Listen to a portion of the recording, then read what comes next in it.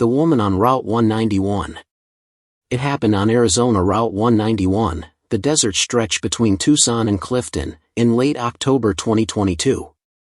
It was 2:13 a.m., a Tuesday night turning into Wednesday, wind pushing low sand over the asphalt like water.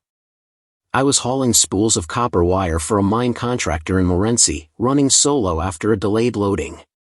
The road was empty. The sky was a thin, torn blanket of cloud. I'd driven this line a dozen times, but that night felt cramped and airless, like the cab had shrunk around me. Dispatch had signed off at 1:40. Channel 19 was quiet except for a hiss like breathing. I kept my speed at 58, tires warm, gauge steady, coffee bitter in a chipped thermos. When the reflective kilometer marker flashed by, I saw her on the shoulder, pale in the high beams, hair pressed flat to her skull by damp air, a white dress pinned to her legs. She faced the road with one arm lifted, not waving, just holding her hand out like someone reaching for a stair rail that wasn't there. I hit the hazards and eased onto the gravel. You don't leave a person out there. Coyotes cross. Drunks drift. The cold bites hard before dawn. I cracked the passenger door and said I was heading north. She didn't answer. She climbed in, careful not to brush the door panel, feet making no sound on the step.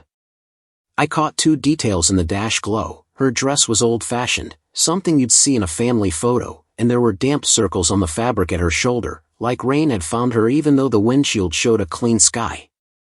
"Where you headed?" I asked. She lifted her hand and pointed forward, not north exactly, but toward the black wedge where an old service road peeled off. I knew that track. It paralleled the 191 for a mile and then died at a fence. The county used to store gravel there. The new route had shaved a curve off the grade and left the old shoulder like a scar. Nobody went there. "You sure?" I said. "Nothing back there but gravel." She didn't move. Her face and profile looked like any exhausted traveler's face, hollow under the cheekbones, lips pressed as if against pain. I put us back in gear and rolled on, the world outside narrowing to two fanged lines of light and the ripple of air over the hood. A minute later the radio clicked. No voice, just the click an old mic makes when someone thumbs it and lets go. I reached for mine out of habit. "Breaker 19, I said, feeling foolish, northbound on the 191 approaching Old Spur. "You got your ears on?" Nothing. The hiss again, then a dead, clean silence that meant the world was listening and not answering. When the spur came into sight, her hand lifted again. I signaled, crossed the white line, and crawled onto the cracked asphalt. Sage scratched the bumper. The cab filled with that crushed green smell you only get in the desert after a brief rain. We moved 10 feet, 20. The beams snapped over faded paint at ground level. Someone had sprayed a heart on the road and the sun had eaten it to a rust stain. "Listen," I said, "I can drop you at the next open station. You don't want to be here." I looked over. For a breath the seat beside me was empty. The belt lay flat against the cushion. My stomach dropped in a clean, cold line. Then the cab light flickered and she was there again, hands folded in her lap, eyes straight ahead. I didn't hear her door. I didn't feel the air move. I stopped trying to talk. The spur rose a little and then began to fall, curving toward the main line's old alignment. That was where the guardrail had once been. I saw the post stubs like rotten teeth in the weeds. The gravel there was darker, as if the ground remembered something heavy. The truck shuddered once, like we'd driven through a pocket of colder air. In the mirror I caught movement, a small shape in the sleeper curtain, a ripple low to the floor. I flicked the dome. Nothing. Just the folded blanket and the thermos shadow. The smell changed, a sweetness like warmed plastic, like a car seat left in the sun. "Ma'am," I said, and I don't know why that word came out of me, "I can't go farther. This road isn't rated for the weight." I eased us to a stop. My own voice sounded thin. I set the brake and turned fully to face her. She was gone. No shift of springs, no scrape. Just gone. The passenger door was locked. The window was up, glass fogged in the oval where her breath should have been. My mouth went dry. The hiss on the radio came back, rose like a kettle, then cut to a whisper, a sound I thought was wind until it arranged itself into 2 syllables that could have been a name, could have been Mama, could have been nothing at all. I sat there longer than I'll admit. The desert doesn't move at night. It holds its breath. When I finally released the brake and nosed back to the highway, the cab felt heavier, as if I'd taken on cargo I couldn't see. By the time I reached the open chevron on the edge of Clifton, dawn had scrubbed the sky into a bruise. The kid working the register had the kind of mustache a razor nicks off every morning. I poured coffee with a hand that didn't want to cooperate and asked him if anyone had been stranded out there. He shook his head. "You don't stop on the spur," he said. "My uncle says it's bad luck. There was a wreck there. Long time ago." "What kind?" I asked. He shrugged, but the woman at the next booth looked up like she'd been waiting to be asked for 10 years. "It was a sedan," she said. "Hydroplane in a monsoon, before they fixed drainage. Mother and a little boy. They spun, went through the guard, rolled into the wash. It took 2 days to find the car because the water pushed it under the cane. This was, maybe 2012. My cousin did volunteer rescue. He had nightmares. Said the mom's handprints were all over the glass from the inside, smeared where she tried to push the window open. Said the kid's car seat strap had snapped. I stood there with the coffee going cold against my palm. The radio on the counter murmured weather and farm prices. The clock above the donuts said 6:10. On instinct I walked back out, climbed the step, and looked into my cab as if I expected to find it crowded. The passenger seat was dry. The floor mat held the fine dust of 10 counties. Nothing was out of place. I told myself I was tired. That night does this to our eyes, that grief hangs in air like humidity. I pulled out for my drop, finished the paperwork with a foreman who chewed toothpicks, and turned south in full daylight. The world looked harmless again. Cactus held their arms like old men stretching. A hawk wrote little slow circles over a field of rock. I drove with the window cracked, letting the air flatten the edge off everything. At the first wide shoulder, I stopped to check my straps and the tires. I don't know why I checked the mirror then. Habit. Sun on glass. My own face looking older than it had at midnight. And there, on the lower right of the rearview mirror, where you never touch and no one ever reaches, was a print. It wasn't dirt in the shape of a hand. It was a hand, small, 5 perfect smudges, thumb splayed a little wide the way children press when they're steadying themselves. Grease or something like dried condensation had made it. The lines were wrong for my glove, wrong for any adult. I wiped the mirror with a clean cloth from the door pocket. The cloth came away with nothing. The print stayed. I tried again, Windex this time from under the seat. The blue liquid beaded along the ridges and slid down, soaking the rag, leaving the shape untouched. The cab smelled chemical and sharp, and behind that still the late sweetness of warmed plastic. I drove to Tucson with that print watching me. When I hit the yard, I parked in the far corner and sat with the engine ticking as it cooled. I thought about the woman's dress and the wet circles at her shoulder and how she had pointed, not to me, not to safety, but to the curve where the road had failed a mother in a storm.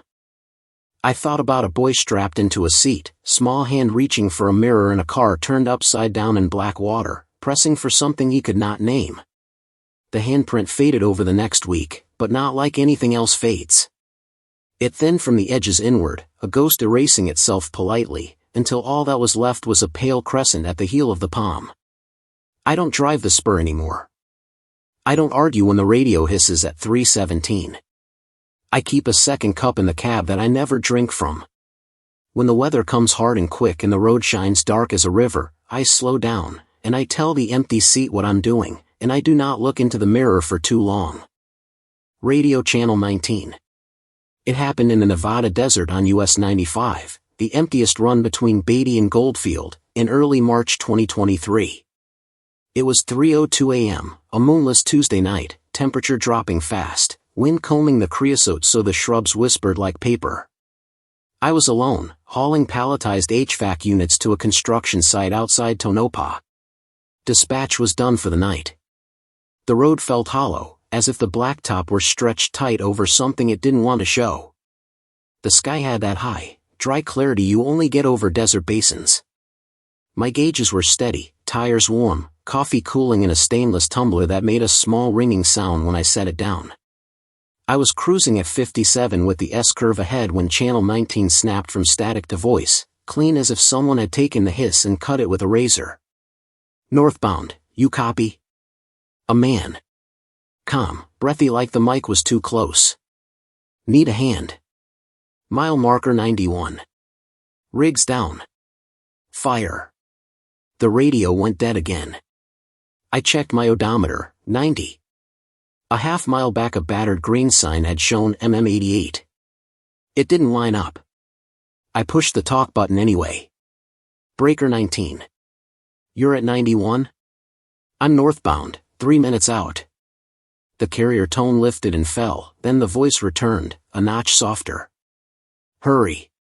She's pinned. Who's pinned? My hands felt slick. You alone? You injured?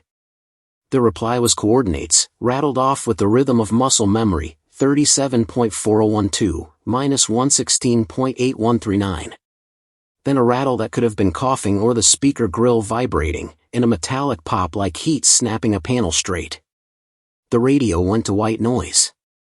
I don't stop for every call. You learn caution the hard way. But there are rules older than caution. Fire on the shoulder in desert wind will take a vehicle and the scrub around it to the roots. In the way he said hurry, there was no performance in it, no heat. Just need. I eased into the right lane, scanning the horizon. Out there distance lies. You think you see glow. You don't until you do. Then the smell hits, a hot, acrid note that overwhelms dust and oil and your own doubt. By the time I saw the orange push against the sage flats, my heart had set its own metronome. I pulled onto the gravel and killed the engine, hazards pulsing on the cab as I grabbed the extinguisher from the side box. Wind shoved smoke low. The fire wasn't a column, it was a low, furious thing chewing at a trailer's last scraps, the frame already a black sketch against heat. The tractor lay at askew across the service turnout, front end buried in the shoulder so deep it looked planted there. A burned pickup crouched nose to nose with the tractor like it had charged and stuck. Hey! I yelled, uselessly. Sound lifted and shredded. Desert absorbs what it wants. I circled the rear where the trailer had failed in sections. Heat slapped my face and drove me back. The extinguisher was theater. The fire was past that. I looked for footprints, for drag marks, for bodies, for anything. There were 2 impressions near the driver's side door, the kind made by boots when someone leans and braces hard. Between them the ground was disturbed in a convulsive pattern like someone had kicked and stilled. I hit my phone. No service. Happens out there, you live with it. I toggled the radio to scan local law. Dead air. The wind pushed and the fire popped again, buckling metal with a sound like a snapped ruler. I had the sudden certainty that if I stood there 5 seconds more the wind would roll a tire toward me and I would freeze and let it hit. I moved. Back in the cab the radio woke before the engine did. Channel 19, open carrier, a breath, then the man again, far away without being faint. Passenger side, he said. Seats jammed. You'll need the bar. A hitch. Please. Where are you? I punched the talk button so hard my thumb hurt. I'm right here. I've got a bar. Are you in the tractor? Passenger side, he repeated, with the peculiar patience of someone describing a room he can see but you can't. She can't get the belt off. The belt. I grabbed the tire iron and ran back, this time forcing the fear down behind my teeth. I rounded to the passenger door. The window had crazed, heat fractured into 1,000 scales. I could see shapes through them, seat frame, collapsed dash, the curve of a glove box lid caved by the impact. I couldn't see a person. I jammed the iron under the seam. Nothing gave. I hammered at the glass. It held for 3 blows and then fell inward in glittering snow. Heat exploded across my face. I reached in, felt the slick edge of melted plastic and the blind geometry of a cab that wasn't a cab anymore. My hands found empty space where a shoulder should have been, air where a knee should have cornered. No one. Just heat and the insinuating smell of burned wiring and something sweet that I didn't want to name. I backed out choking. The wind changed and pressed smoke around me like a wet cloth. I stumbled, retched, and got my feet under me, stupidly angry at the empty passenger seat like it had refused to be where it should be. By the time the county cruiser lights appeared blue and small, the fire had burned itself cruel and steady. A second engine followed, old paint bleached to chalk. The deputy who got out looked like he'd been worn by that uniform for 10 years and would wear it 10 more. "You the caller?" he asked. "No," I said, too fast. "I heard him on 19. Said mile 91. Gave me coordinates." I stopped. I tried the passenger side. He made a note without looking up. "We got the call at 2:54, he said. "From a tourist down in Amargosa who thought he saw a glow." "Your 19 call come through dispatch?" "It came through my CB." I recited the numbers, crisp as they'd come to me. He frowned, did some math in his head, and looked past me at the scene like the answer might be in the ground. "That turnout lines up with mile 89, he said. 91's a ways up." The voice said 91, I insisted, and heard the defensive edge. He sounded calm. Like he'd called for roadside help 100 times. Said someone was pinned. My throat tightened on the word. "Anyone else stop?" he asked. I shook my head. The fire crew worked in methodical arcs, water hissing into bright, brief clouds. The pickups had collapsed inward with a tired sigh. When the steam cleared, the deputy edged closer, flashlight cutting careful shapes. He crouched by the tractor's passenger door, the same door I'd fought, and gently lifted the blackened remnant of a shoulder belt. It fell apart in his gloved hand like lace. They kept me an hour. Standard. Statements, license, plate.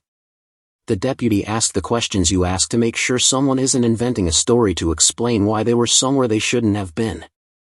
I answered all of them. The wind died down. The desert lay open and so quiet it felt like it had turned its back.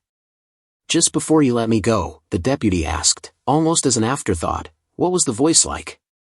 I thought. "He sounded like a driver," I said. "Like he knew the road names better than the town names.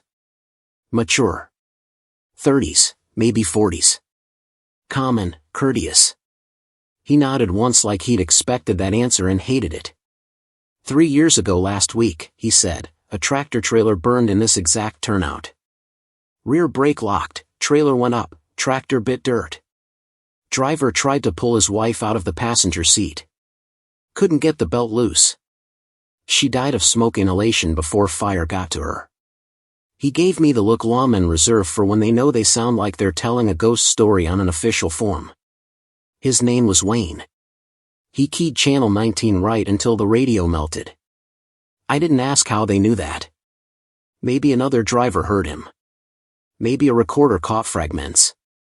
Maybe the deputy had told this story enough times it had worn down to the bone. He closed his notebook. "You did what you could," he said, which is what people say when none of it matters and all of it does. Sun came pale and quick. I rolled north, white as dust inside, the kind of tire that parks itself in your bones. In Tonopah I delivered HVAC units to a man who didn't look up from his phone. I drove south with an empty trailer that howled when crosswinds cut it just right. My radio stayed quiet. I turned it off and then on again because silence felt like superstition. That night, in a motel with doors that opened to the parking lot and a heater that ran loud, I woke at 3:17 a.m. The radio in my truck, the one I had definitely switched off, crackled alive through the wall. No voice. Just the precise click of a mic keyed and released. I lay in the hot dark counting my breath until the carrier tone dropped back to whatever passes for sleep in wires. It's happened since. Not every night. not even most nights. But sometimes around 3:17 the CB comes up on 19 no matter its last setting, no matter the ignition. No words. Just the pause of someone who still believes help is a thing that crosses distance when called. I don't stop at that turnout anymore, not even in daylight. I carry a rescue knife clipped to my vest now, the kind that will cut a jammed belt. It feels like a superstition and like an apology. If you run US 95 north of Beatty and your radio murmurs coordinates that don't fit your mile markers, you can keep rolling. Or you can pull over, step into the wind, and listen. The desert will tell you what it wants to keep, but only once. The rest stop that wasn't there. It happened on Kansas I-70, eastbound between Hays and Salina, in late November 2021. It was 1:46 a.m., a Monday turning to Tuesday, wind steady out of the north, a low ceiling pressing the dark down until the beams felt short. I was hauling bundled lumber from Grand Junction to Kansas City, running solo after a slow unload. The prairie was flat as a table and just as unforgiving. I'd planned to top off coffee and catnap at the next rest area past mile 227, a place I'd used enough to know the light pattern on the pavement. Dispatch was off. Channel 19 slept. The dash clock ticked loud in the quiet. When the green sign promised rest area 1 mile, relief loosened the knot between my shoulders. I could picture the layout, pull-through slots, a brick building with a vending bay, 2 sodium lamps that always threw a sickle of light across the third space from the end. Only the exit came up wrong. The arrow was older, smaller, the reflective skin dulled to matte. My headlights found weathered posts and a battered blue sign that simply said Public Comfort Station, a phrase I hadn't seen outside a museum.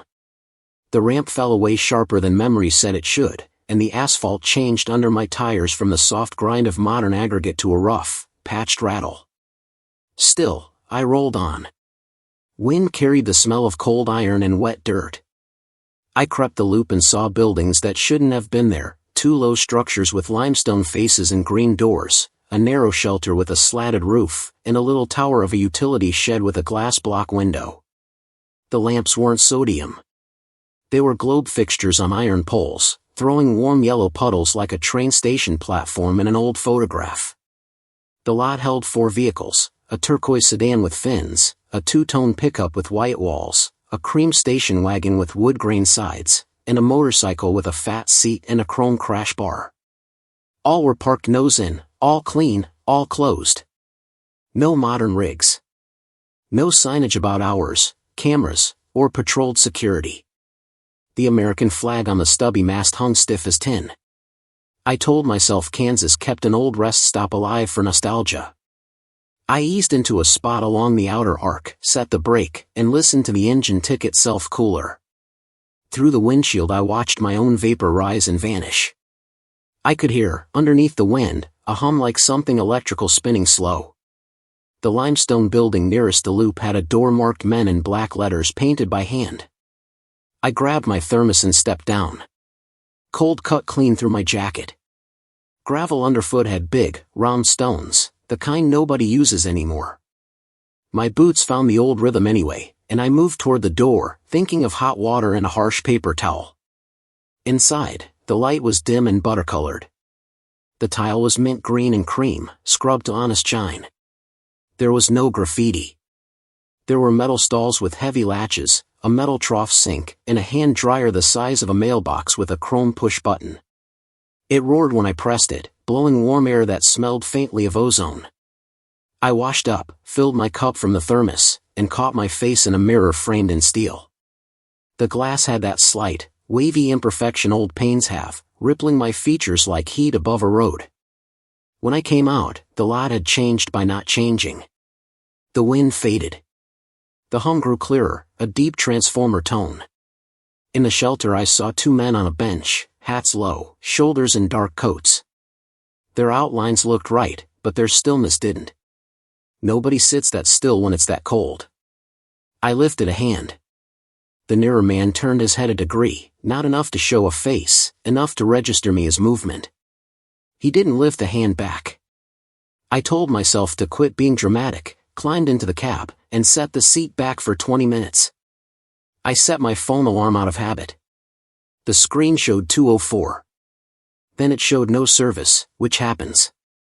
I closed my eyes. The hum filled the cab like a gentle engine far away. A train, I thought, except there were no tracks here. The dream came fast and shallow, tires whispering, a child laughing once and then not, and a man's voice saying, in the careful way of people asking for directions, "Is this the turn for Selena?" I woke with the dry-mouth panic of someone who's overslept and expected trouble. The cab was dark except for the red of the gauges. Outside, the light felt thinner, as if a layer had been removed. I checked the phone. 2:11, the alarm hadn't gone. In the side mirror something moved past the rear wheels, a small figure, quick, then gone. I sat up hard enough to jolt the belt. I told myself raccoon, fox, trick of light. I clicked the dome light and immediately hated it. The cab looked too bright against a world not bright enough. I shut it off and went for the radio. Channel 19, hiss. Then a soft coil spring squeal like a door opened very slowly somewhere behind the building. The hair prickled along my forearms. I put the truck in gear, planning to loop once and shake the nerves, then get my head down for real. Rolling brought the light to life in a different angle. The people on the bench were gone. The turquoise sedan's rear seat now held a blanket folded in a triangle. The station wagon's tailgate sat half open like a mouth. I came around the far arc where I knew from memory a map display should stand. The display was there, but it showed a state boundary out of date by decades. Counties were named the way they'd been named before consolidations. The plastic had gone yellow. A cartoon family smiled in Sunday clothes and pointed to pictures of wheat and rivers. That was when my headlights climbed a low rise at the edge of the lot and painted empty land. Not grass. Not gravel. Stalks. Corn stubble ran right up to the lip of broken pavement, right where there should have been a chain link fence and a swale. The rest stop ended in a cracked, sawtooth line, and beyond it the field had reclaimed everything. No globe lights on the far side. No shelter in that direction. Just earth. I stopped. My throat clicked. Something about the hum shifted, and for the first time I located it, not from the poles, not from a box, but from the ground, a buried current under the slab. I didn't wait to decide if that made sense. I took the loop faster than I should have, climbed the ramp, and merged to the interstate, glancing once in the mirror. In the flat of the mirror the globe lights went out one by one, not in a grid but in a farewell, like candles pinched by an unseen hand. The last to go was the one nearest the limestone door I had used. Then I was in the dark prairie with only my beams and the dotted white and the endless wind. 30 minutes later, the official Kansas rest area appeared with exactly the right modern lamps and the brick building with vending. I pulled in like a man who's been running and doesn't say why. A DOT worker in a reflective jacket was hosing salt from a pickup. I asked him about the previous stop, the old one, the one with limestone and globe lights. He blinked, glanced at my plates, and shook his head. Eastbound? Closest before us is closed for renovations. Been closed since August. All fenced and torn up. You wouldn't get in even if you tried. I didn't argue. I bought a coffee from a machine that groaned and dispensed something brown. Back in the cab, curiosity finally outran spook. I pulled the dashcam card and scrolled. The video showed the exit, my turn, the loop, the limestone building exactly where I remembered it. Then, for exactly 2 seconds as I stepped back out of the restroom, the image went monochrome, contrast spiked, and 3 figures crossed the lot at a measured pace, a woman in a calf-length coat, a man in a brimmed hat, and a child trotting to keep up. Their faces were not faces so much as blanks where light refused to stick. The color returned as my door slammed. After that, the footage showed corn stubble where pavement should be. It ended with my merge in the rear view of black behind. I sent the clip to myself, twice. One copy corrupted on send. The other plays, but every time at a slightly different brightness, as if the camera can't decide how much night to admit. A week later I looked up DOT records out of stubbornness. That eastbound rest area had been demolished in 1989 after a structural fault in the drainage undercut the slab. The county built a new one 3 miles on. The old site reverted to agriculture, leased to a farmer who still plants corn. I don't stop on promises now. I stop where I can see daylight had a hand in the design. If you run I-70 at the wrong hour and the wind presses low and you see globe lights where sodium should be, keep rolling. The prairie keeps what it wants in its own time. The child on the overpass. It happened in Pennsylvania on US 22, the stretch where the highway dives under the old stone overpass near Dauphin, in late April 2021. It was 11:58 p.m., a Sunday night rolling toward Monday, rain steady, the Susquehanna breathing fog across the low ground. I was eastbound with a half load of canned soup from Pittsburgh to Allentown, running solo after a delay in Johnstown. The wipers worked on full, still losing the battle every third sweep. My cab smelled of wet jacket and burnt coffee. Channel 19 was a flat hiss under the rain's constant whisper. The lanes narrowed before the bridge, concrete dark and slick, reflective paint wobbling in the wash. Headlights bowed down the wet. I had the cruise off in my hands at 10 and 2. Then the beams lifted and caught motion on the overpass, small, centered, rain-silvered. A child stood at the middle of the span behind the low stone parapet, not quite tall enough to be seen from the chest down, head bare, hair plastered. One hand rested on the top course of stone as if feeling for balance. The sight punched me awake. That bridge isn't fenced. Trucks roll under there at 60. Kids aren't jokes at midnight in the rain. I snatched a look at the shoulder, no good place to stop before the underpass. I hit the four ways and eased off to 45, eyes climbing between road and figure. The head didn't turn. The child didn't duck. Just stood and watched the rain. I cleared the bridge and took the first wide shoulder I could find, about 200 yards on. I called 911, service was thin and the connection sputtered, but I got a dispatcher and gave the mile marker, the direction, the description. She said troopers were en route and asked me to stay visible if safe. I swung the rig around on the service cutoff, hazards painting the water bright, and crawled back toward the overpass, half in the right lane, half shouldered, ready to block anything if something, God forbid, fell. As the arch rose ahead, the world tightened. The rain drummed louder against the roof, as if the storm were drawn to the stone. My high beams hit the parapet again. No small head. No hand. I braked and craned up through the windshield. Empty stone. Just water running in beads down the mortar joints. I told myself the child had stepped back, and for one foolish second I thought to exit, run up the embankment, climb the stairs that don't exist. I settled for rolling slow under the span so I'd be in place when the cruiser arrived. My eye flicked to the driver's side mirror, and the road and the glass held a shape that wasn't there ahead, a small figure, in the lane behind the trailer, standing square on the wet asphalt, hands at sides, head bowed. I braked hard enough to make the ABS chatter. The trailer bucked once. The coffee cup jumped and rolled. The world narrowed to the hood, the hammers in my chest, and the terrible simple thought that I had seen a child where a child could not be and that even braking might be too late. When the rig stopped, the hazard lights ticked like a soft metronome. I stared through the back window into my own spray. No shape. No collapse. The lane behind was a silver-black ribbon wearing only water. I set the brake and stepped down into a wet that got into bones. The overpass rose beside me, old block, dark with age, slick with rain, smelling of stone and river. My flashlight sliced a narrow white at my feet and went weak beyond 10 yards. I walked the shoulder, forcing myself to look down and not away, scanning for the worst. The rain blurred angles. The only thing in the lane was a flattened soda can and 2 cigarette butts so fresh they hadn't absorbed water yet. No small shoes. No broken umbrella.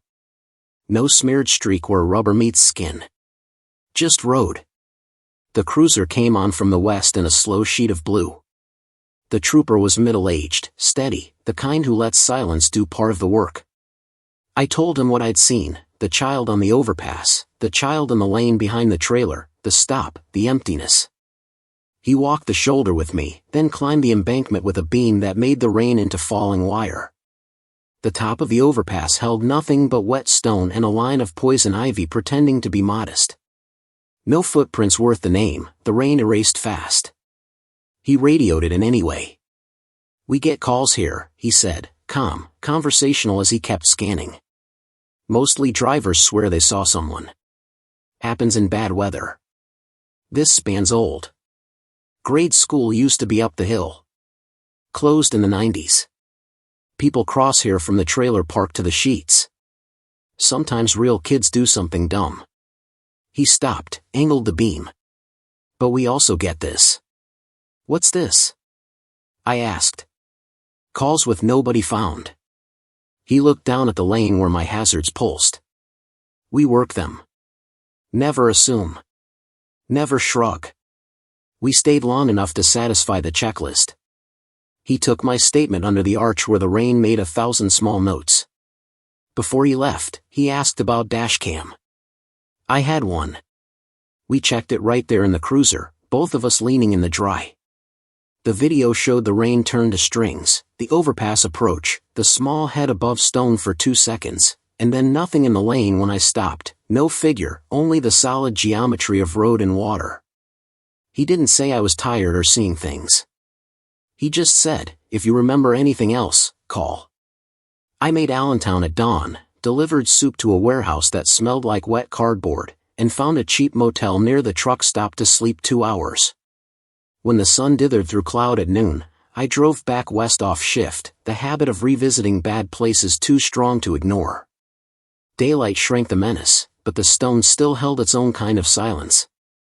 The trooper's cruiser was back on the median. He gave me a tight nod that said he recognized drivers who come to check their sanity. At the mouth of the underpass, in the shallow gutter where the heaviest water runs, a maintenance worker in a raincoat picked up trash with a grabber. He bent, lifted something small, hesitated, and set it on the guardrail like he didn't want to throw it in with the cups and wrappers. I walked over.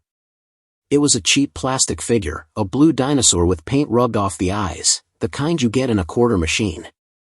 It sat there dripping, bright against the dull rail. I put a fingertip to it without thinking. Warm. Not pocket warm. Not sun warm. Warm like something held in a closed hand. The rain should have made it cold in seconds. It wasn't. I looked at the worker.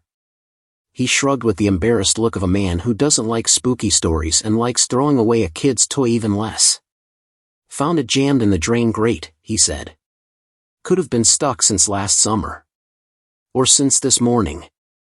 The trooper watched me touch it and didn't smile. He took a small evidence bag from the cruiser, not because a crime had been committed but because he'd done this enough times to give uneasy things a place to rest. He zipped the bag, wrote the date and location, and set it on his dash, not in the trunk. I drove on in a conservative line, avoiding the overpass shadow like a superstition, hands steady, eyes on the water, mind replaying the moment the lane behind me held a figure it shouldn't. The dashcam clip lives on my phone.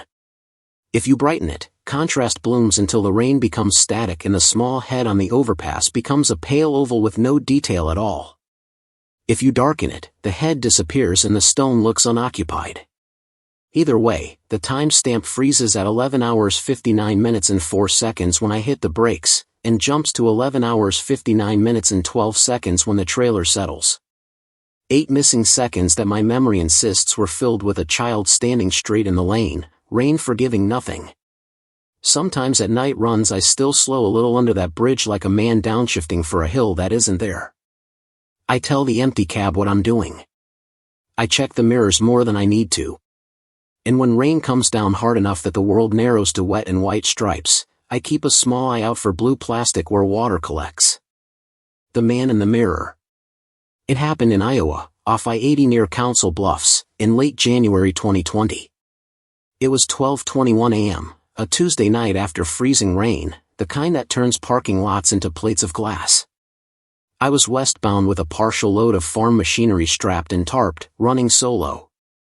My logbook pushed me off the road before Omaha. The first vacancy I found was an old roadside motel with U-shaped parking, doors to the outside, a flickering vacancy sign humming like a light trapped with a fly. The air smelled like wet salt and diesel. My windshield steamed in white breaths each time I opened the door. The clerk handed me a brass key tagged 12.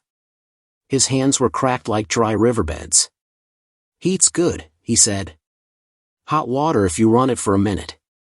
He slid a credit card slip across as if trying not to touch it more than he had to. I parked where I could watch the trailer from the room, locked up, grabbed a small overnight bag, and stepped along the icy curb to the door with the 12 stenciled in flaking black. Inside smelled like old soap and furniture polish. One queen bed, a dresser, a low table, 2 chairs that didn't match.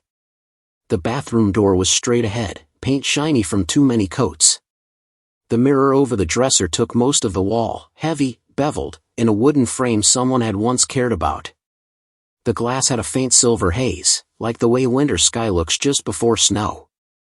I locked the door, ran the tap until it stopped rattling, and stood with my hands under water that went from lukewarm to hot slowly, the way old plumbing negotiates. I ate a gas station sandwich, texted dispatch, and turned on the TV to weather talk. Ice advisory. Bridges slick. Westbound kept open but slow.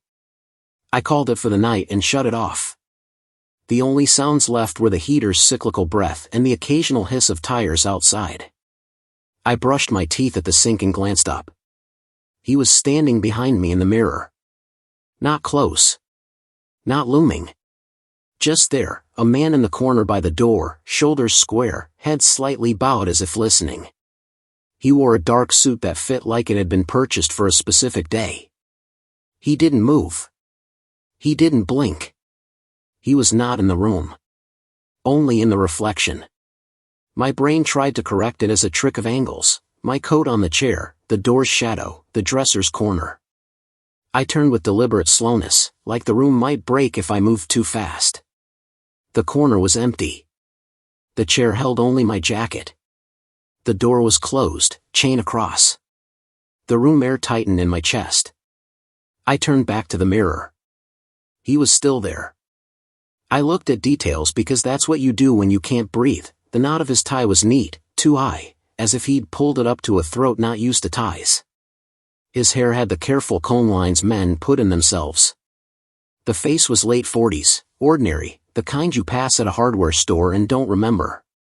His eyes weren't hollow or white or theatrical. They were just fixed on me with the exhausted patience of someone who has tried to speak and decided not to. I raised my hand. My reflection did the same. His did not. He kept his hands at his sides. The heater cycled off. The room went quiet in a way that had sound. The silence made a small pressure in my ears. "Look," I said, because anything was better than that silence, "I'm tired. I'm going to sleep. If you're a trick of the light, be a trick. If you're not," I couldn't find a word that didn't make me sound like a child. I set a glass of water on the dresser as if I were leaving something for someone I didn't want to anger. It wasn't a ritual, I knew. It just felt correct. I killed the light and lay down without undressing, boots on the floor by the bed, jacket over the back of the chair, keys in my pocket. The heater kicked on again. I stared at the ceiling until the texture patterned into shapes, then unpatterned. Somewhere between waking and gone I heard a soft rasp like a guitar string tuned down slowly. Glass against frame. I didn't get up. I didn't want to see the corner or the mirror or my own face in the TV black. Sleep came, heavy and shallow. At 3:17 a.m. I woke with the clean certainty of someone called by name. The room was colder. The heater's fan spun without heat. The mirror made a rectangle of slightly different dark. I didn't turn the lamp on. I made myself look. The corner was empty in both room and glass. The relief came too fast and then left me emptier. I checked the thermostat. The slider sat where I'd left it. I slid it up. Nothing changed. In the morning, ice had skinned the lot in milky blue. I pulled on my coat and went to the office to return the key and ask about the heat. The clerk was changed out for an older woman with hair set the way people set hair when their hands know how. She looked at the key fob and at me like she recognized a fact and wished she didn't. "Sleep all right?" she asked. "Heat went strange," I said carefully. "And there's a big mirror in there." "It's fixed," she said, and then corrected herself. "Permanent. Came with the place, I mean. The old owner put it in. He liked thick glass. Said it made her room look bigger." Her eyes slid to the ledger. "You were the only one on that side last night. Old owner still around?" I asked. "Casual. Truck stop talk." She hesitated, then decided on truth in a flat voice. "He died. In that room. Bathroom door frame. 15 years ago. People say different reasons.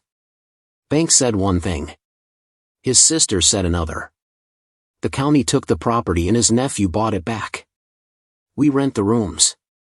That mirror cost more to move than to leave." She looked up like she was bracing for me to complain and ask for a refund on a night I'd already spent. "You want coffee?"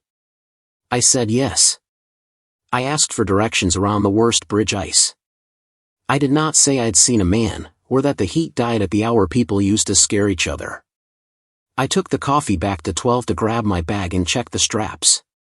When I opened the door, the room had the used feeling of a book closed mid-chapter. I set the cup down and walked to the dresser to pick up my water glass. The mirror was cracked. Not a spiderweb. Not a drunken elbow mark.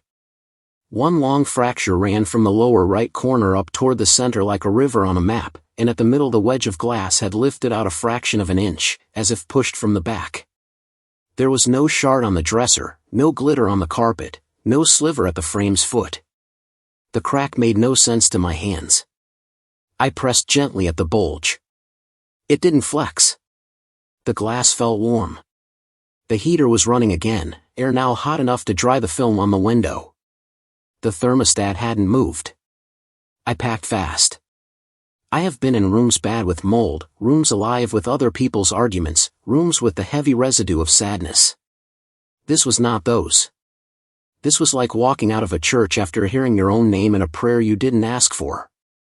At the office I set the key down and said, because not saying felt wrong, "Your mirror's cracked." She went still, then deflated. "From the inside?" she asked, and I felt the floor tilt a degree. "Looks that way," I said. She nodded once, slow, like that confirmed a thing she didn't want. "We replaced the backing twice," she said. "The glass stays. We don't keep a ladder tall enough to take it down. The nephew says it's not worth the trouble." She pulled a post-it pad closer and wrote 12 on it like a tally, as if the count mattered. "You headed west?" "Omaha," I said. "Go slow on the bridge," she said. "There's a spot ice sticks. People hit it like it's nothing until it's something." I fueled up, checked my straps, and rolled out. The morning sun made the interstate look harmless, sky clean and blunt. In the first mile the radio breathed road reports, a slow-moving patch at the river, a minor fender bender. I did as she said. I went slow on the bridge. The trailer settled behind me like a hand on a shoulder. By the state line the ice gave up. I thought about the man in the mirror, tie too high, patience in his eyes, hands at his sides like a person in a photograph they didn't want to take. I thought about a room that keeps a shape of a person long after the person stops carrying it. The crack in the glass made a faint inverted check mark in my memory. I call ahead now if a motel says vintage charm. I look at the mirrors before I put my bag down, and sometimes I turn one to the wall if the frame will let me. Most don't. If you take that exit by Council Bluffs and the vacancy hums like a trapped fly and you get key 12, you can sleep and say nothing. Or you can set a glass of water on the dresser and say aloud, to the room and whoever it remembers, that you'll be gone at dawn and you'll leave the mirror as you found it. Either way, the glass keeps what it keeps. And sometimes it pushes back. The end. The frozen convoy. It happened in North Dakota on US 2, the wide, flat run between Rugby and Minot, in late January 2022. It was 2:41 a.m., a Wednesday, wind at 30 sustained with gusts that hit like punches, temperature dropping to 12 below. I was eastbound, solo, hauling palletized rock salt out of Williston toward Grand Forks. A ground blizzard shaved the landscape down to nothing. The ditch was the same color as the sky. My wipers pushed frost like sand. The heater worked full and still couldn't keep the glass from crusting at the edges. The highway was technically open, plows had been through an hour before, but closures hung west and north. Channel 19 was a ghost town. Every sound in the cab was mechanical and tired. I kept it at 35, hazards on for the wideouts, hands locked and shoulders tight. Somewhere past the Animus turn-off, the wind blew the world out from in front of me like a snuffed candle. My lights hit a wall of spinning white and then a darker shape inside the white, a trailer box ahead, no running lights, just a hulking rectangle sliding east like a glacier. I eased off, gave it room, keyed the mic eastbound on 2, you got a trailer with dead lights at about mile marker 134, you copy? Only hiss, and the soft tick of my own hazard relay. The dark box kept perfect lane discipline, as if on rails. The wind disagreed with everything else but not with that truck. As my beams widened the scene, more shapes resolved, not one rig but 3, nose to tail, spaced tight like a convoy that had agreed never to pass or fall back. No markers. No brake glows. Just the suggestion of metal where snow didn't stick. I tucked in a safe distance behind the third, grateful for anything that cut a path. For 10 miles we moved like that, eastbound in a white tunnel. When drifts crossed, the lead rig shouldered through with a steady stubbornness you only see in experienced drivers or machines not built to argue. My eyes burned. My hands went numb where the wheel met the gloves. Twice the world narrowed to a fist and then opened again. Each time the convoy stayed perfectly centered. The first straight stretch with decent visibility came outside Norwich. Snow blew thin enough to read the road edge posts. Decision hit me like a cold dime down the back, pass alongside, make sure they were real and not some farm equipment getting shoved by wind. I signaled even though no one saw, edged left, and nosed up along the last trailer. It was an old box, riveted paneling, a faded logo the wind had sandblasted to a ghost of red and blue. Where the DOT number should have been there was only clean primer under scuffed paint. I moved forward slow, fighting the gusts, as if easing past a sleeping animal. The tractor emerged out of snow like a photograph in a pan of developer, square-hooded, narrow mirrors on stalks, marker lights dead. I raised my eyes. The cab was dark. Not dim. Dark. No glow from a dash. No phone lit like a fish scale in a pond. No driver shape cut against glass. Just a black block where a person should have been. My stomach fell to the floor and crawled under the pedals. I forced myself past the second. Same, older tractor, dead markers, cab a perfect negative. I lined up with the lead. That one was older still, rounded fenders, a single exhaust straight up, snow feathering off the stack.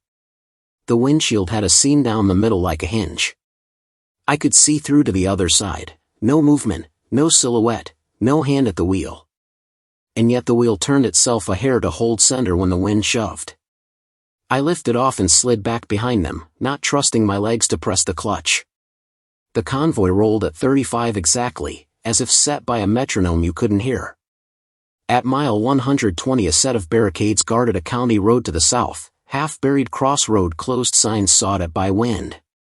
The convoy's lead rig flicked right, not with a blinker, with intent, and took the ramp, tires whispering over drifted snow like it wasn't there. The second followed, then the third. I said no out loud and it disappeared into the heater's breath. That county road had not been plowed. The drifts were 6 feet in places. The 3 trucks glided into the white and kept going, down to the flat where fields run uninterrupted for a quarter mile. Their shapes became ideas. Then they were nothing. I idled on the shoulder with hazards stuttering and hands that didn't belong to me. The radio broke static with a human voice for the first time in an hour. Eastbound around 120, you sitting still? A plow operator, local accent, tired and awake all the way through. Affirmative, I said. I just watched 3 rigs take the County 218 ramp. No lights. Looked older. No drivers in the cabs. They turned onto a closed road. A pause. "You're near the old Serban's place," he said, as if that explained anything. "Don't go after them." "I'm not," I said, and meant it like a prayer. "Count'll wave you through if you need, but stay on too. Troopers westbound to your position." He added, softer, "You ain't the first." The trooper reached me in 20 minutes that felt longer. He was red-cheeked and frost-bearded, his cruiser caked.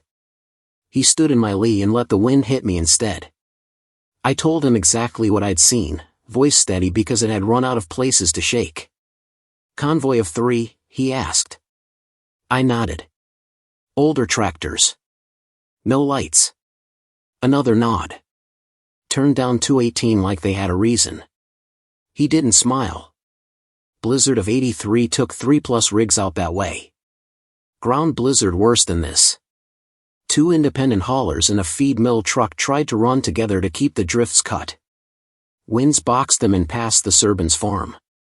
Plows couldn't reach them for 20 hours. By then one driver had walked out across the fields and didn't make it. The other 2 stayed with their cabs, frostbit but alive. Equipment didn't get dug until spring. Over the years folks say they see them running that line in weather. We flag it, we look, we don't find tracks." He glanced at the south. The wind had written the surface smooth again. "You want a story," he said, "it's memory. Snow remembers shapes longer than people do." We both knew he didn't bring me out there to argue ghosts. He stood with me anyway until my hands felt like mine. He followed me east a mile and then turned back to help a jackknifed grain hauler coming in too hot. At mine I fueled and warmed my bones in a break room that smelled like wet wool. I pulled the dashcam card and scrolled. It showed the dark rectangles ahead of me, 3 in line. When I pulled left to pass, the camera's exposure fought the snow and lost. Only 2 frames clear enough to read anything remained, and in those frames the cabs were mirrors, black and empty, reflecting my own lights back at me. On the audio track, if you turn it up too loud, there's the steady hiss of snow and, once, a tiny click like a mic being keyed and released. At sunrise I stopped at a county yard east of Balford atop a low tire. The foreman, a man wrapped in Carhartt and coffee, saw the salt load and asked how the night treated me. I told him there were worse. I asked about the '83 storm. He nodded toward a corkboard under plastic where 3 photographs sat sun-faded and pinned. The first showed a tractor trailer's nose to the sky, buried up to its mirrors in a drift, only the corner of the windshield showing, glass white with rime. The second showed a feed truck canted like a ship taking water. The third was the kind of picture a newspaper runs when it wants to admire grid work, 3 rigs in a row in spring thaw, pulled free by a dozer, the fields behind still wearing dirty ice. On the nearest tractor, under the bleached paint, a ghost of a red and blue logo curled in the exact shape my headlights had brought back to life. I delivered in Grand Forks with hands steady and jaw tight from holding it that way. I run US 2 in winter less and less. When I do, I sit a little back of my fear and I don't pass shadows that don't ask to be passed. If you're out there in the hour when the world decides whether to keep the road or throw it away, and you find yourself behind 3 rigs holding a line with no lights, you can tuck in and let them break the drifts until they turn where the sign says not to. You can key up and say what you see. The wind will take it. The snow will remember the shape. The end. The voice under the truck. It happened in Texas, at a roadside motel off US 277 outside Sonora, in early September 2020. It was 1:29 a.m., hot enough that the asphalt still breathed heat, a Tuesday rolling into Wednesday. I was southbound from San Angelo to Eagle Pass with a half-load of fence posts, running solo, hours tight, eyes sanded by a long day. The motel faced a gravel lot shared with a diner that closed at midnight. Sodium lamps threw orange islands on the ground, everything between them was shadow. I parked where I could see my trailer from the room, back tight to a curb, driver's side toward the office, passenger side in the darker run beside the ice machine. Room 14 smelled like lemon cleaner and tired carpet. I texted dispatch, ate a cold burrito standing, and stepped back out with a flashlight to check straps, habit, not paranoia. The lot had gone quiet in the way that makes your hearing invent things. Crickets, a distant generator, a lone semi idling 2 buildings over. I crouched by the rearmost binders, felt the tautness by hand, and slid along the passenger side, being low to catch frayed webbing or loose rigging. That was when I heard it, a whisper under the truck. Not wind through straps. Not gravel ticking as metal cooled. A human whisper from the dark space between the trailer axles and the fuel tank. Close. The syllables were flat and dry, as if spoken through cotton. I froze so hard my knees hurt. The flashlight shook, throwing light in restless arcs across tire sidewalls. The whisper came again, a hair louder, a word I couldn't separate from breathing. Then, don't. I backed up, hand going for the multi-tool on reflex, stupid and automatic. Who's there? I said, and hated the cliché of it. My voice sounded like someone else's. Metal clicked against metal under the trailer. A small scuff. I pictured a stowaway, a thief working the fuel lines, a tweaker looking for copper. I also pictured a cougar. It's Texas. You picture things. I'm calling the office, I said, louder now. Come out slow. Nothing. Then, so close it could have been under my boot, the whisper again. Help. The word came out without breath behind it, like a mouth learning the shape of sound. I set the beam under the belly and got a raked view of cross members, brake lines, cables, dust tasseled by road grit. Between the second and third axle there was a cavity deep enough for a man to lie in if he wanted it bad enough. I dropped the hands and knees, shoulder brushing hot steel, cheek almost on the gravel, and swept the light. At first, nothing but the geometry of machine. Then the beam slid over a bare foot, gray with dust, the toes bent like a claw on themselves. I recoiled so fast my back hit the trailer. The foot didn't move. The light caught skin, pale under grease, and then a sliver of shin, a knee wedged against a cross member, denim ground to filth. The ankle had a zip tie around it. I tasted metal in my mouth. Hold on, I said, and the words fell out wrong. Don't move. As if there was an option. The office was 20 yards of lamp and shadow away. I ran crooked and fast, keyed the door hard enough to rattle the bell. The night clerk, a boy with headphones half on, looked up like I had arrived to accuse him of something. Under my truck, I said. There's someone under my truck. He blinked, then moved, grabbing a cordless phone and a flashlight that was more hope than tool. We jogged back, his lamp throwing butter yellow that did nothing. He crouched beside me when I dropped again, more careful this time, elbows on gravel, both of us aiming our lights into the steel ribs. The foot was gone. Did you see that? I said. He didn't answer. He was already dialing 911. While he talked, I circled, looking for drag marks, pooled oil darker than dark, anything. The gravel under the belly showed scuffs and patches. The whisper came again, farther back now, strange in the way it ignored my moving and obeyed a logic of its own. Don't. Please. The word please turned my skin cold. This wasn't theft or a prank. This was a voice that had been asking and not getting for so long it had worn the shape of the word down to bone. The sheriff's deputy arrived in less than 10 minutes, a white bar of light crossing the lot as if it were daylight in that strip alone. He was a big man with a careful way of moving. He took one look at our faces, didn't waste time with disbelief, and called for a second unit and EMS. He slid under with the method of someone who has done farm work in the dark, shoulder first, then head, then one arm reaching farther than you think arms go. I don't see anybody, he said, voice muffled. But he paused. There are prints. He backed out and shone his flashlight along the belly.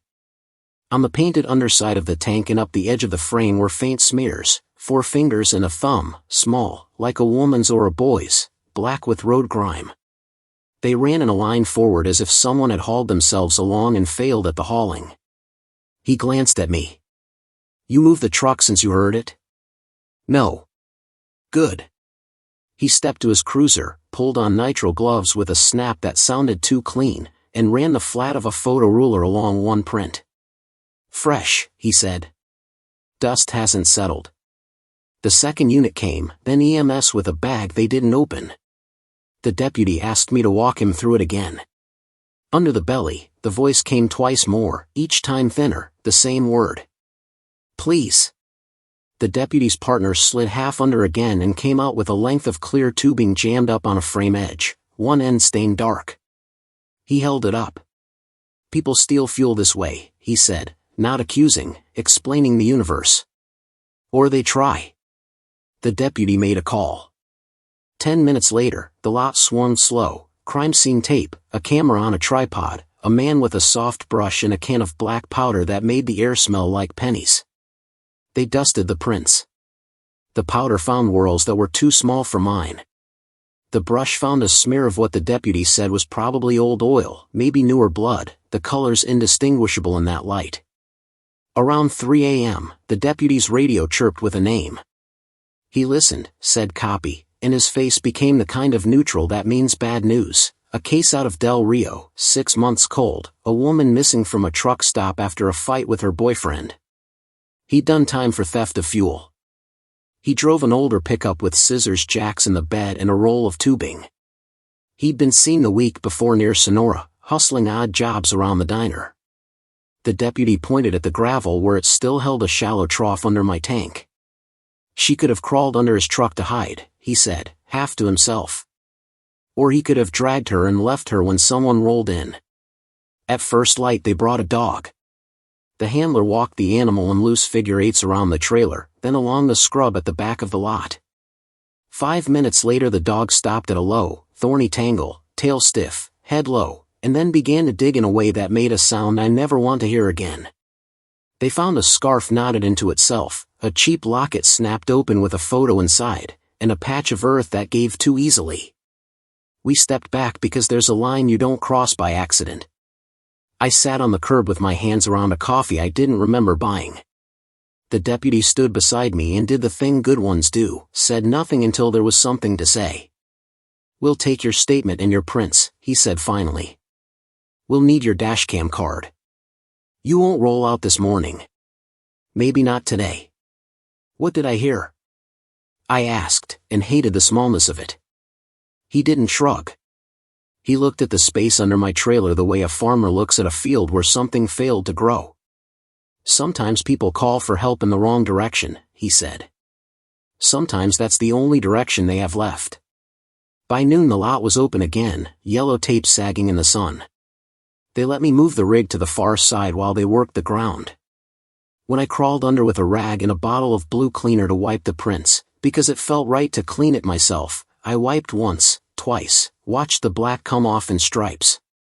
The third pass left 5 pale ovals against the paint that no solvent touched. They faded over a week, slow, from the edges in. I still check straps at night with the flashlight low. I still listen when the lot goes quiet enough that your own breathing sounds like a stranger's. If I hear a whisper under the truck, I don't tell myself it's nothing.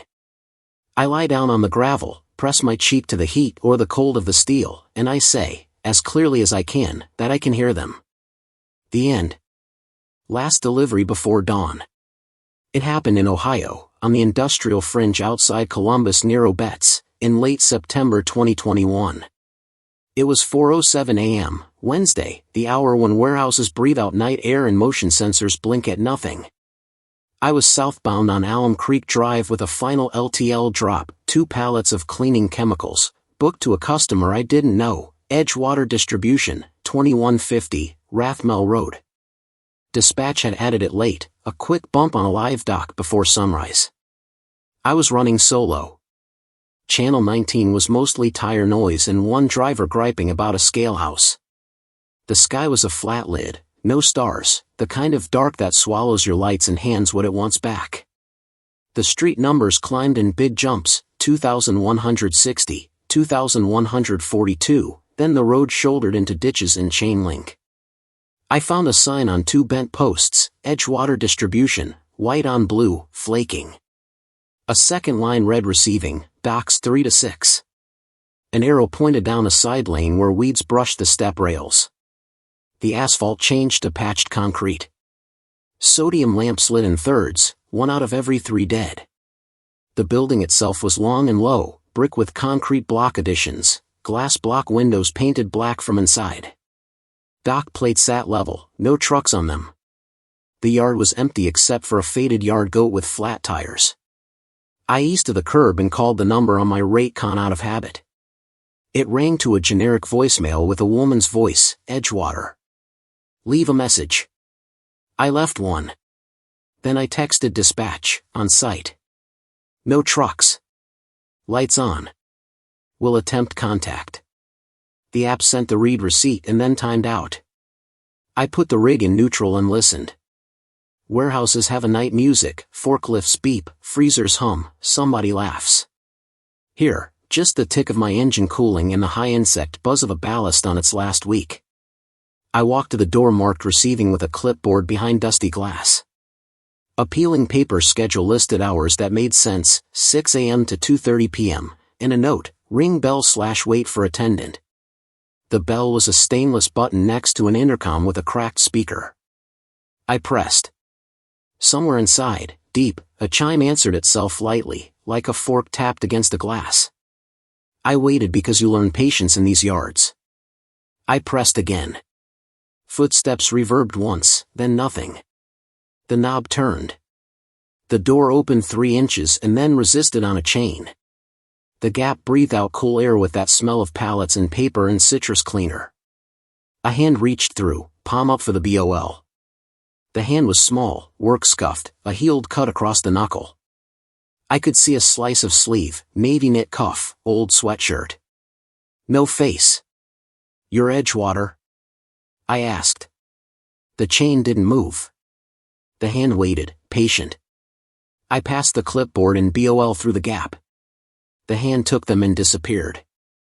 The door closed softly enough not to rattle. I heard paper slide, the slow scratch of a pen, the crisp rip of a second sheet carbon. The door opened again to the chain's limit.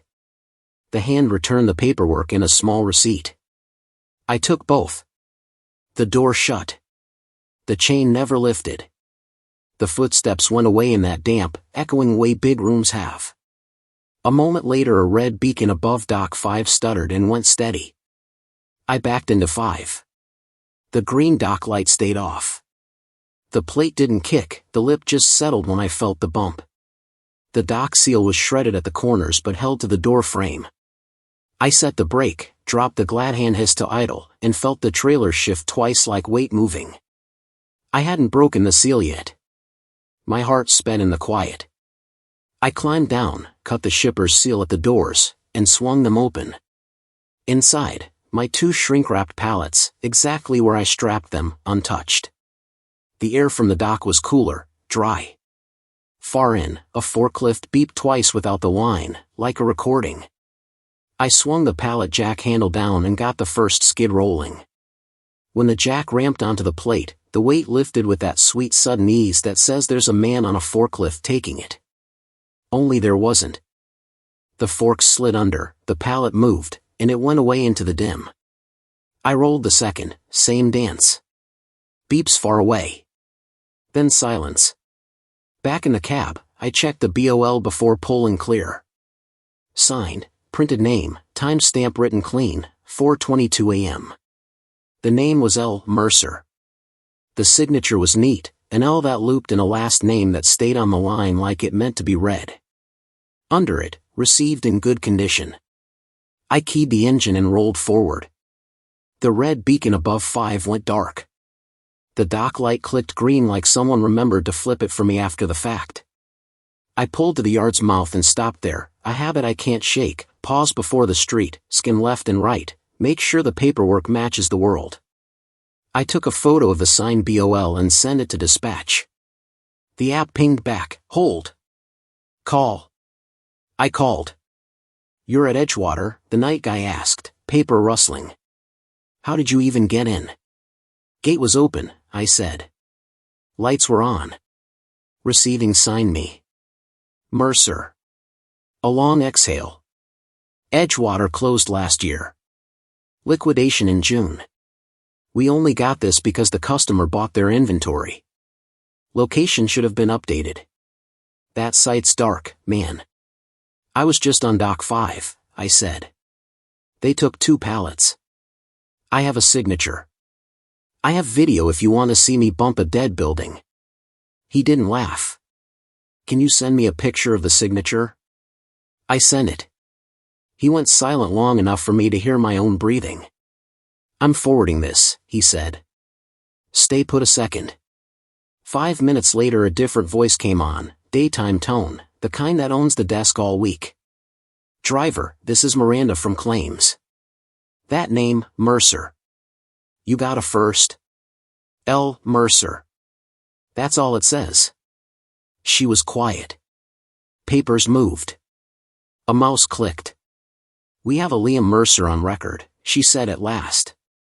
Edgewater's receiving manager. He died in a forklift accident June 12, OSHA report. We have the PDF. She said it like she wished she didn't.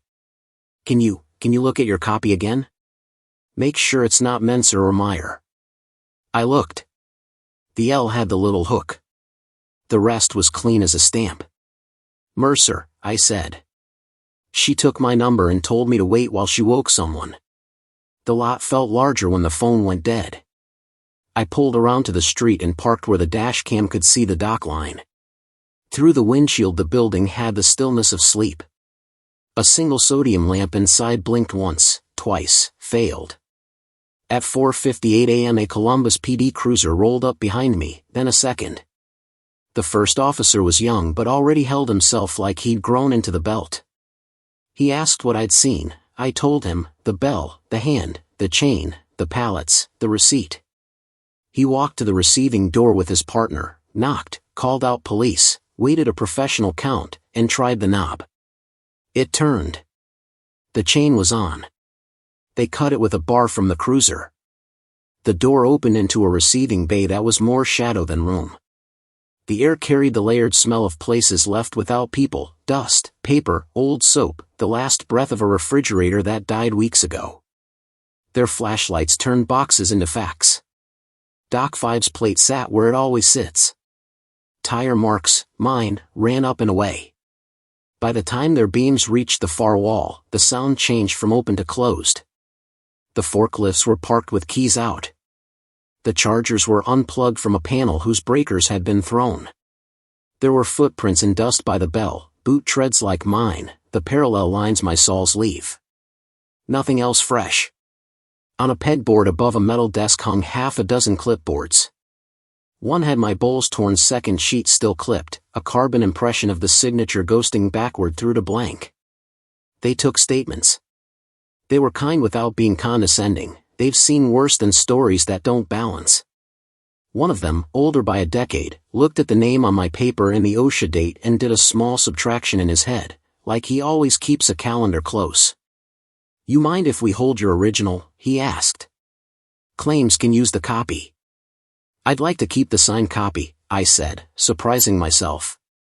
He shrugged as if to say nothing about this was standard and he wasn't going to pretend.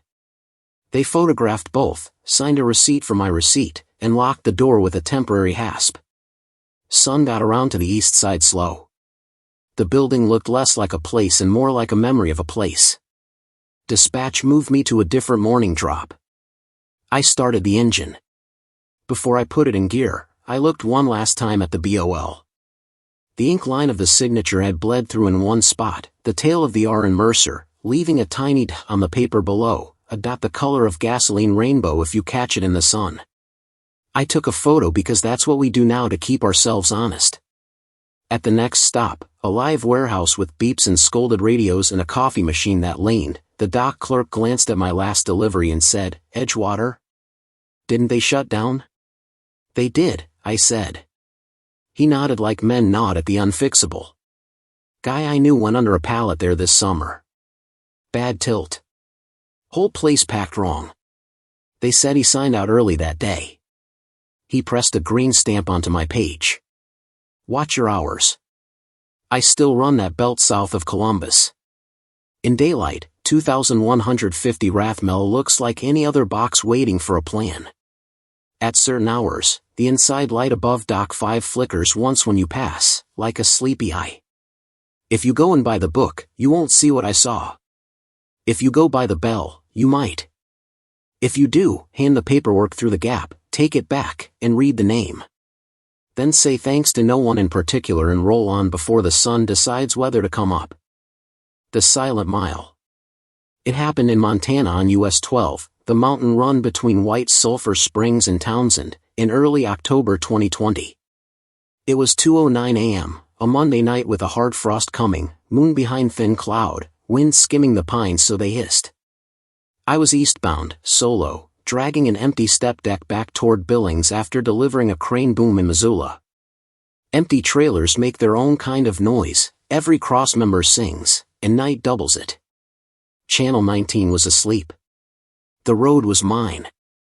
I'd topped fuel at White Sulphur and planned to stretch to Harlowton before laying up. The grade rolled in slow ribs, 2 lanes shouldered by gravel and timber. Mile markers counted clean, 139, 140, 141, green signs with frost at the edges like breath. My gauges were steady. The cab smelled like coffee gone bitter and heater dust. I was thinking about nothing important when the world went quiet. Not the ordinary quiet when you kill a radio. A vacuum. The dash lights snuffed in the same instant the engine died. No stumble, no cough. Just off. The headlights blacked and the road became the kind of dark that erases your hands.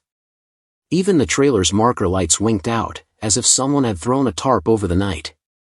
Momentum carried me. Instinct and habit took my hands, clutch, neutral, shoulder, but there was no power to fight the steer. I drifted with my foot feathering a brake that had become a suggestion. The rig rolled in an enormous hush, tires whispering a little, the only sound a faint hiss like air moving through a throat. When we stopped, it was gentle, like the road had palmed us. I sat with my hands where the wheel used to belong to a machine and listened to absence. No wind in the pines. No click of cooling metal. No relay tick. Nothing. I tried the starter.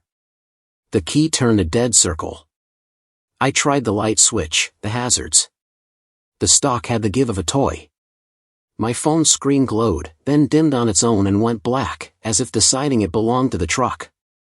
I opened the driver's door and stepped into air that had no temperature. My boot on the gravel made no sound. I bent and slapped my thigh hard. No sound. I shouted and felt my own chest move, throat strain, jaw work. No sound. The rig and I had been put under glass. Mile marker 142 stood 20 yards ahead, its reflective face slick with frost. In my beamless world it should have been invisible. It shone anyway, as if lit from inside. I walked to it because anything was better than sitting in the quiet with the truck like a dark animal behind me. The post leaned a hair toward the ditch.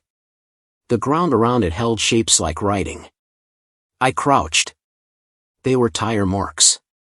Not the long parallel burn of braking.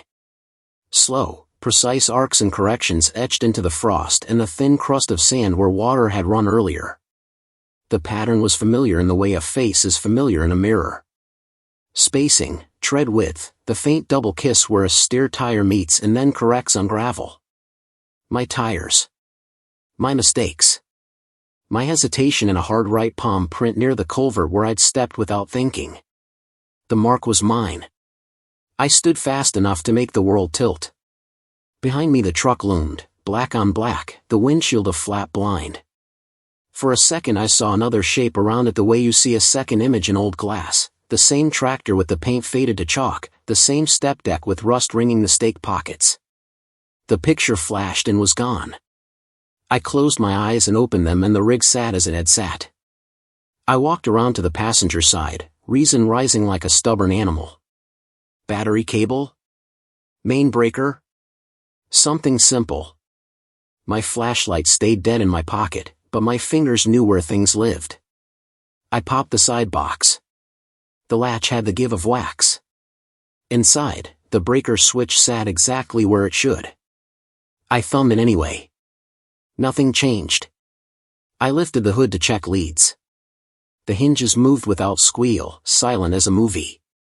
Every cable was cleat tight, no fray, no scorch. I shut the hood gently because slamming it felt like a sacrilege. When I rounded back toward the shoulder, a shape hunched in the ditch caught me at the edge of vision. A hunched animal? A man? I swung toward it, heart jamming high. It was a guardrail post half buried in grass, the top hacked off, the cut silver bright where no weather had touched. Next to it lay a patch of asphalt, a rectangle like a healed wound, darker than the rest. Maintenance. Someone had worked this spot and left a mark the road hadn't learned to hide. Back in the cab, the silence grew weight. The steering wheel had cooled to the kind of cold that eats into your palms.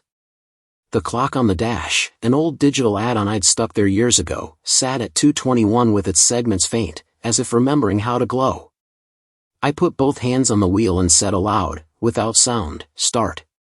Then I turned the key on habit again. The engine caught. Not a crank, not a surge. One moment nothing, the next a clean, healthy idle, as if someone had lifted a bell jar. Lights flared, dash, marker, headlamps. The heater coughed and blew warm. I laughed once and heard the laugh and didn't like the sound of it. I idled a full minute while the world came back, wind tick in the pines, a far owl, the satisfying small clacks of things deciding to be normal. I pulled forward slowly, eyes unwilling to leave the mirror. The beam washed the sign face, 142. It looked green, normal, municipal. My phone chimed with the backlog texts no one had sent me. At the next pull-off I stopped, put my forehead against the wheel, and felt the ordinary kindness of noise. In Townsend I found a diner open too early and drank coffee that tasted like salvation. I told no one. I slept 3 hours at a truck stop, woke mean with fatigue, and drove on. The story could have ended there. It didn't. A year later, almost to the day, I took US 12 again, westbound this time with a small excavator chained down. My logbook put me in the same dark, same hour. The signs counted up. I told myself I wouldn't stop. When 142 came, my hands did what hands do without permission. I eased onto the shoulder across from the marker. There was a truck in the ditch. Not rolled, not obvious to traffic. Back off the gravel 30 feet where the ground dips before the timber starts, square to the road like it had been parked carefully and then left to sink. The cab was my make and model 2 generations older, paint the color mine would be if a decade of sun and winter took it. The step deck behind it had the same stake pocket pattern, one bent ear at mid-span in the exact place mine had a scar. My breath went thin. My hazards flashed against the pines, and the lights in the ditch reflected dully off glass turned to dust. I climbed down because I was not going to live with not looking. The grass took my boots and gave back cold. The cab door hung a finger wide open. The cab smelled like metal and mouse. The seat fabric had rotted into threads. The dash wore a silt of pine pollen. The wheel had a shine you only get from years of hands. On the passenger floor lay a stainless tumbler dented at the lip in one small crescent. I picked it up and turned it. A scratch I knew by touch ran along the side like a line on a palm. The VIN plate on the door pillar was half gone, letters lifted. What remained matched my number down to the last cluster, then lost itself where the metal bubbled. I stood with the tumbler in my hand and understood in a sour, practical way that if I called a tow or a trooper I would have to say words I didn't know how to say.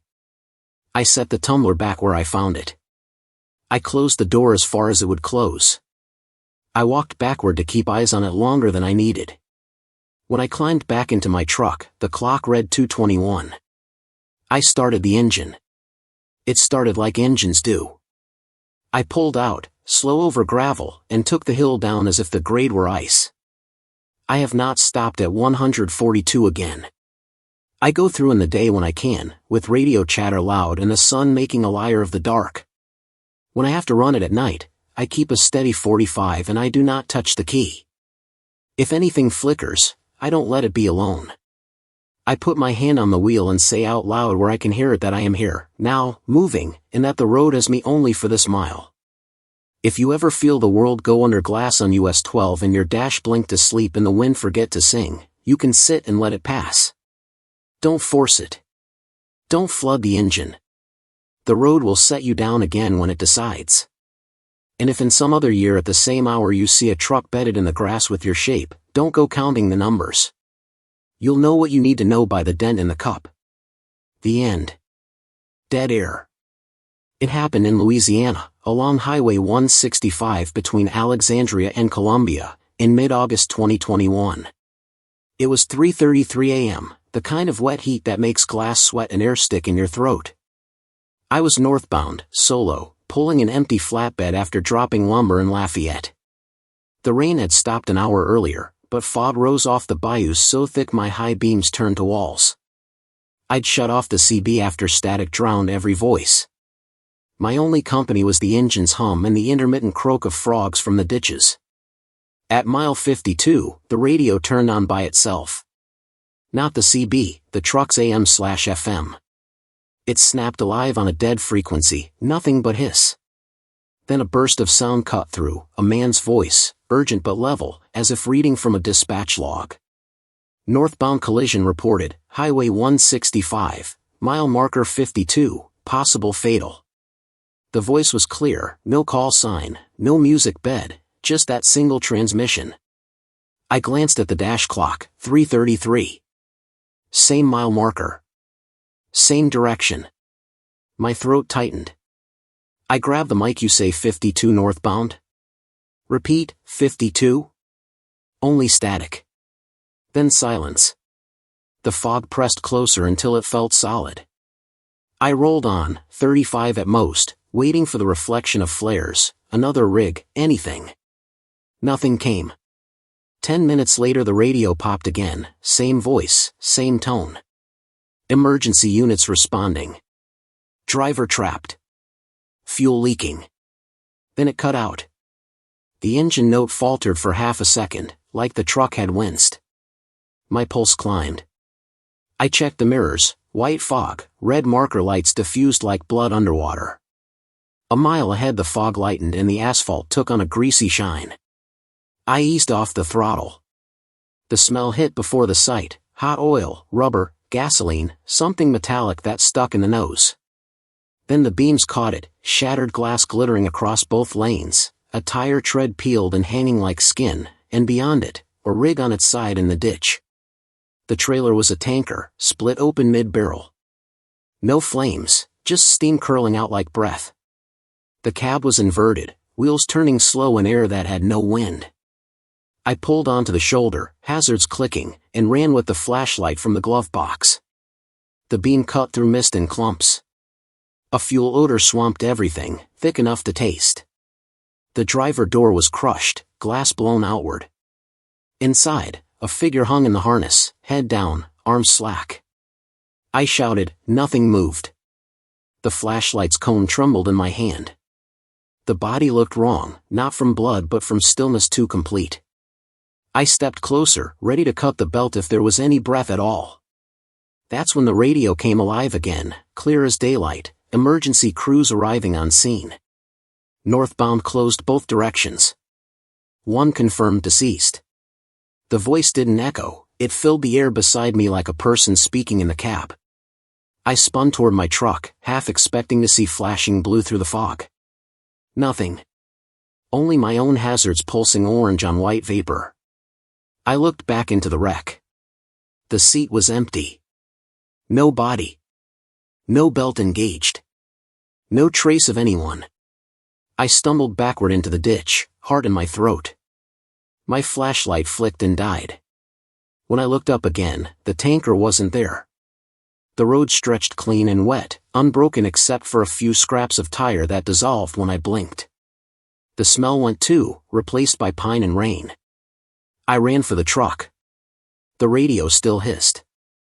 I shut it off, but it stayed on. The same report replayed, identical cadence, like a recording caught in loop. Northbound collision reported, Highway 165, mile marker 52, possible fatal. Then it cut and restarted, again and again, the same 19 words. I drove. I don't remember shifting, only that the mile markers started counting backward faster than they should. 51, 50, 49. The fog thinned to drizzle. At 48 the radio finally died for real, screen blank, needle frozen mid-frequency. I made Columbia just after dawn, hands trembling. At the truck stop I told the clerk there'd been a wreck southbound. He frowned and turned the small TV behind the counter to local news. The headline scroll read, "Fatal Truck Crash, Highway 165, near Alexandria." He squinted at the timestamp. "This says 3:30 a.m., he said. "They're clearing it now." He turned the screen. The live footage showed the same tanker, overturned in fog, the cab crumpled exactly as I'd seen it, but daylight surrounded it now, deputies in reflective vests walking the shoulder. The ticker at the bottom read "1 confirmed dead, driver identified as 48-year-old male from Billings, Montana." I stopped breathing for a second. Billings. My hometown. I looked at my reflection in the glass of the lottery case. The clerk said something about traffic detours. I didn't hear him. I called dispatch. The supervisor sounded half awake. "We got word of that crash," he said. "Tanker hauler out of Montana outfit. You passed through there last night?" "Yeah," I said. My own voice didn't sound like mine. "About 3:30. Fog so thick I couldn't see the markers." "You couldn't have," he said. "They just opened the road an hour ago. It happened at 3:32. They said another trucker might have called it in before it hit.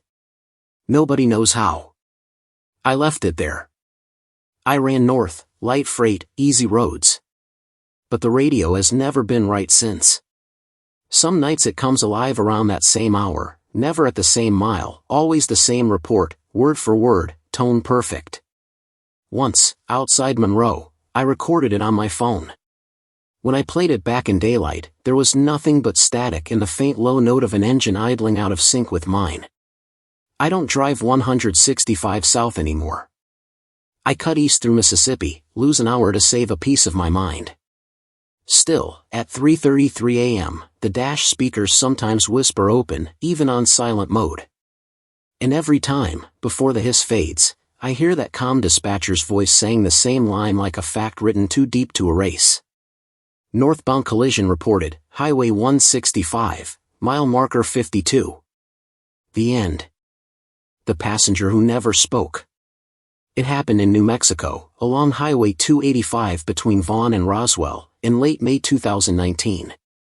It was 2:46 a.m., a Sunday night sliding toward Monday, desert air cool enough to bite through the cab's cracked window. I was southbound, solo, hauling copper pipe to a construction outfit near Carlsbad. The road ran straight and empty, horizon flat as a ruler. The dash lights glowed dim green. The CB was quiet. I'd been driving since Santa Fe with nothing but the hum of tires and the small creak of the trailer chains for company. About 20 miles outside Vaughn, I saw him. A man standing on the shoulder, left arm raised halfway, not waving, just bracing against the wind. His clothes were dark, but the reflector stripes on his jacket caught my low beams, a trucker's safety coat, worn and dirty. Next to him, a duffel bag leaned against a post. I slowed without thinking. Out there, you don't leave another driver stranded at night. I pulled onto the shoulder, hazards blinking, air brakes sighing. He stepped toward the cab with an unhurried gait, head down, like he'd already been walking a long way. I unlocked the passenger door. "You headed south?" I asked. He nodded once. His face was pale under the dash glow, maybe mid-40s, weathered but clean-shaven. No smell of drink, no twitchy nerves, just a tired man. "Roswell," he said, voice low, clipped. "If you don't mind." "Hop in," I said. He climbed up, moving stiffly. The door shut with a soft thud. The cab felt smaller, the air denser somehow. He placed the duffel between his boots, folded his hands on his knees, and stared ahead. We rode in silence for 10 minutes before I spoke. "Truck breakdown?" He nodded again. "Sort of. Need me to call someone when we get a signal?" No, he said. Won't matter now.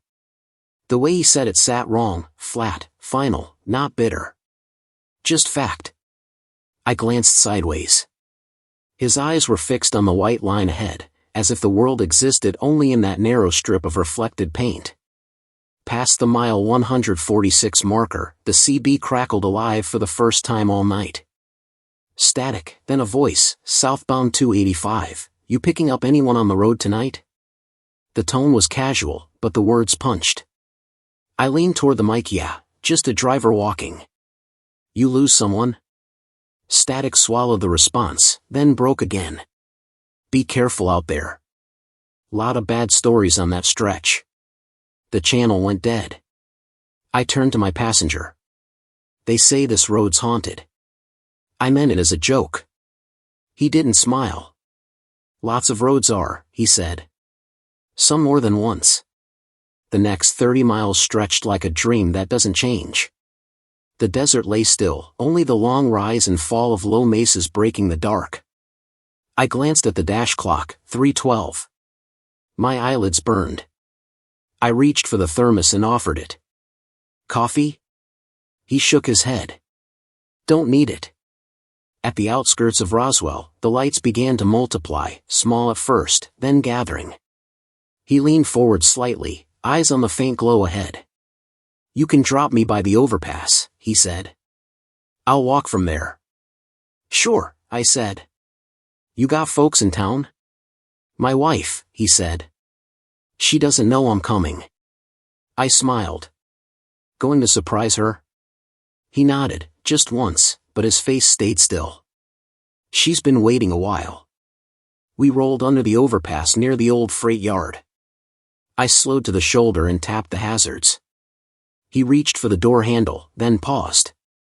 Thank you, he said. His voice had softened. You didn't have to stop. No trouble, I said. Take care of yourself.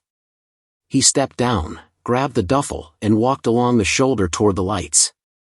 The beam from my mirror followed him. After 50 feet, he turned left, crossed the road, and faded into the dark. I waited until he vanished, then pulled back into gear and finished the run to the truck stop at the south end of town. Inside, the clerk, a woman in her 50s with a bright pink vest, was brewing fresh coffee. I poured a cup and said, picked up a driver outside Vaughn. Said his rig broke down. Might want to let folks know he's safe. She froze. Where'd you say? Near mile 146. Heading to Roswell. Her eyes went wide, and the color drained from her face. You're not serious. Why? She set the pot down carefully. A driver died out there 3 years ago. Tanker rollover. Fire took the cab before anyone could get him out. They found his body halfway to the shoulder. He was trying to walk it off-road before the tank blew. That was at mile 146.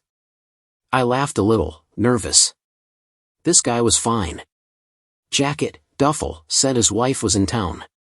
She shook her head. His name was Daniel Hurst. His wife lives here. Comes by every May with flowers for the memorial on the overpass. Something cold cracked down my spine. I pulled the sign BOL from the visor where I'd tucked it earlier. A faint smear of black diesel grease marked the corner, and written in neat block letters, on the back, were 2 words, thank you. I hadn't seen him write it. The clerk must have seen my face because she whispered, you okay? I stepped outside. Dawn had barely started brushing the horizon. I walked the perimeter of the lot, forcing air into my lungs. When I came back, I glanced at the truck's passenger seat. The fabric was damp, not wet like from rain, but heavy, like something had soaked in over years. On the floor mat sat a scrap of paper wrapper from a diner, a kind I hadn't stopped at in months. Grease had printed part of a logo across it, Route 285 Cafe. The place burned down 2 summers before I ever drove that way. I left Roswell before sunrise. The highway behind me stretched silver under the first light. At mile 146, a small cross stood by the shoulder, its paint worn to gray. Someone had tied a new strip of orange safety tape around it, fluttering in the morning wind. For a moment I thought I saw a man standing beside it, hand resting on the post, head bowed. But when I blinked, only the ribbon moved. I don't pick up hitchhikers anymore. I tell myself it's for safety, and maybe it is. But sometimes, passing that same stretch, I catch a flash of reflector stripes in the corner of my lights, a man lifting his hand halfway, not waving, just waiting for someone who remembers to stop. The end.